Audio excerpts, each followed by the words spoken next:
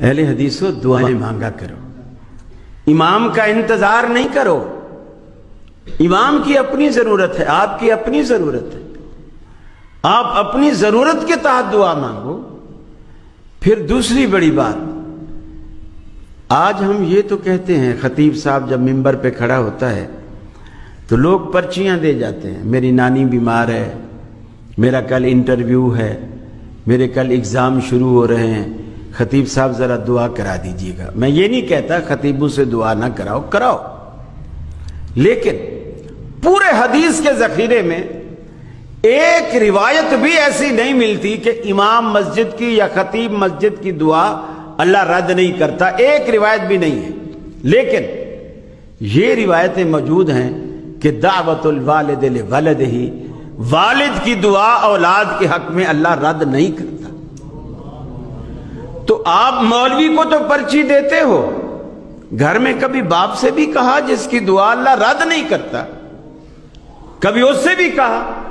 اور ماں باپ کو تو کہنے کی ضرورت بھی نہیں، ضرورت بھی نہیں، پرچی بھی لکھنے کی ضرورت نہیں ہے، صرف ماں باپ سے بنا کے رکھے، ساری زندگی دعائیں ملیں گی، صرف بنا کے رکھے، ساری زندگی دعائیں ملیں گی۔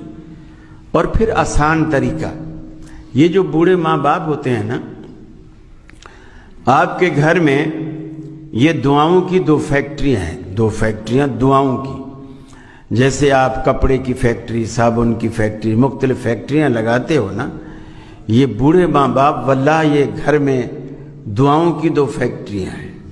امام ابن سیرین رحمۃ اللہ علیہ کی والدہ فوت ہوئی، دھاڑے مار مار کے رونے لگے۔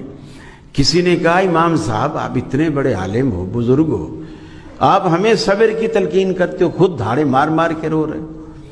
انہوں نے کہا کہ میں اس لیے نہیں رو رہا کہ میری اماں فوت ہوئی ہے، میں اس لیے رو رہا ہوں کہ اللہ تعالیٰ نے میرے لیے جنت میں جانے کے دو دروازے کھولے تھے، ماں کی شکل میں اور باپ کی شکل میں، اس میں سے آج ایک دروازہ بند ہو گیا ہے۔ یہ جس دن ان کی آنکھیں بند ہوتی ہیں نا، پیچھے آپ کو دعائیں دینے والا کوئی نہیں ہوتا، سب حسد کرتے ہیں، آپ کی ترقی سے لوگ جیلس ہوتے ہیں۔ ماں باپ واحد ہستی ہیں جو آپ کی ترقی کو اپنی ترقی سمجھتے ہیں، فخر سے دوسرے کو بتاتے ہیں یہ میرے بیٹے کی فیکٹری ہے، یہ میرے بیٹے کا بنگلہ ہے، خوش ہو کر بتاتے ہیں۔